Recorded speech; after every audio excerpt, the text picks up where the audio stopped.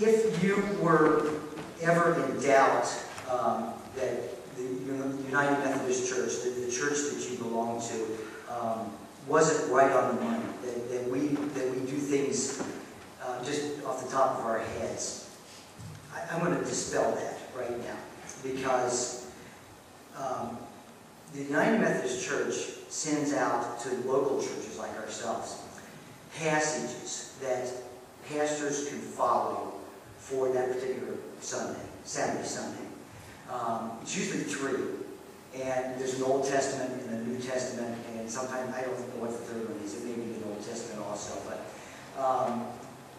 our pastor, Pastor Terry, has always followed that liturgy. He's always gone through and looked at that and said, I'm going to pick one of the 3 that they recommend. And he picks one of those and talks on it. Sometimes on big services, he'll pick 2 of them, he'll pick an Old Testament and a New Testament.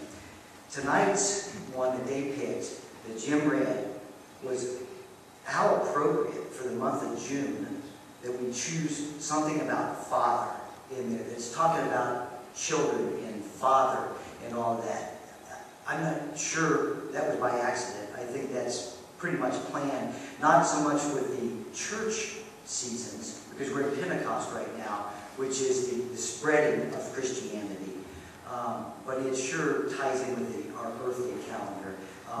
And I'll let you in on a trade secret of the Methodist Church. If you're the snobs that go to the 11 o'clock service, they get this color brochure, this color program. On the back and the bottom, they actually list those 3 ones that they recommend to us. So don't tell them. That's like a magician giving away secrets. I'm not supposed to do that. So, but you are in good hands with the United Methodist Church. They are always thinking ahead and tying things in both to the church season and the regular season. Tonight's talk or reading that Jim gave us was it was about fathers, and like I said, how appropriate to talk about fathers in the month of June. So this is going to continue along that theme. None of you had the opportunity to meet my father.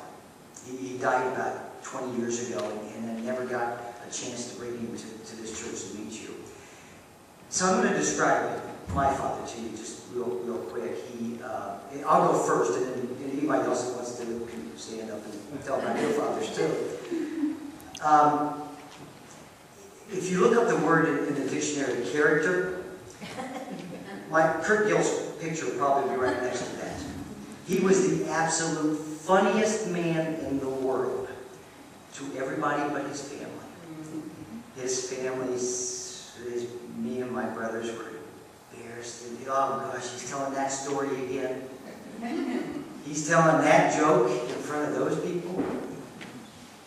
He was born in London, Kentucky. And if you look at a map of Kentucky, London is down at the bottom.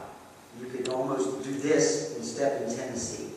I think their sign comes in and says, "Welcome to London. This is where the word hillbilly came from." He was from down there. Was he a good father? Did he do everything perfect? Oh my gosh, no. But he did. He must have read that father's manual that's out here, which I've not seen. But he read, he protected us. He provided for us. We always had 3 meals a day. We always had a roof over our head. I had clothes. We were your typical middle-class family. He even loved me, even though he never said it. He loved me, and I knew that. So is he perfect? Oh my gosh, no. But I learned a lot from him, and I knew deep down there was a lot of love that came back. So, in his way, he did the best he could at being a father. And so, fast forward a few years, I became a father. And if you ask Patrick, is that back there, did he do everything perfect? After about a half hour of rolling on the floor laughing, he'll tell you, no, my gosh, you know he didn't do everything perfect.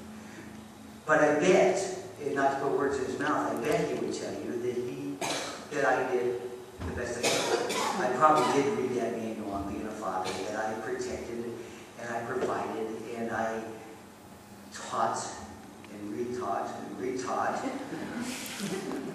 and lectured.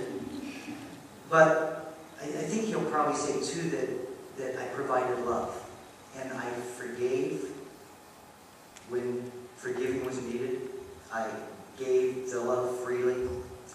And I think that's probably what you'll hear from him, although you might not. So at the end, I'll slip out real quick and I'll put words in his mouth. But the passage that Jim read, it got me thinking when I was reading this earlier in the week is what I feel sorry for more than anything in this world is people who have not had a chance to know their fathers. Whether they were abandoned at birth, abandoned young, or have become disconnected from their fathers somehow. Fights, disagreements, whatever. And us as Christians, I feel we've got a great way to help connect those people, especially, but all of us, to a heavenly Father. And that's truly what the passage that Jim was reading tonight, and what I want to talk a little bit more about, is that what Paul talked about in Romans. This is from Romans, and Paul is the author of this, and he preached a lot in the East after Jesus died, and spread Christianity, spread the word Christianity, and now he was then moving to the West. He was going to end up in Spain. Got held up in Rome for many, many years, and this is what these letters to the Romans is all about. He is talking to the Christians of Rome and telling them some things of how Christianity works, what it's like to be a Christian, and some of the things you can expect if you are a Christian. This particular one, though, he mentions some very interesting things. Number one, he calls God Abba. Abba is an Arabic word translated to dad. Not father, not dad, dad. How intimate is that? I mean, you're talking about dad. That's loving. And he's calling our God Daddy. But he also talks about sonship, about this new relationship that we can have as Christians with God, that we're the son or daughter of God. And he also talks about that we're God's children, that we're heirs to God's throne, to his estate, and all of his beings. We're heirs to that. And he goes as far as saying we are co-heirs with Christ. So those are some things, especially 2,000 years ago, was hugely radical. And reading them today, it's still, some of those are like, this takes me back a little bit. So I just want to talk just a little bit more about each of those things. He mentions sonship, and you women, just because he didn't mention daughtership, he meant to. They didn't recognize women like we do today. So sonship / daughtership. This is the first time it was mentioned that we had a relationship with God that was like a father-son, father-daughter affair. It was something that it was a connection that no matter what, you would be forgiven. No matter what, he would love you. No matter what, father to son. Something extremely radical for the time. But he was saying, don't be afraid. Accept the love that you're getting. And that's what the father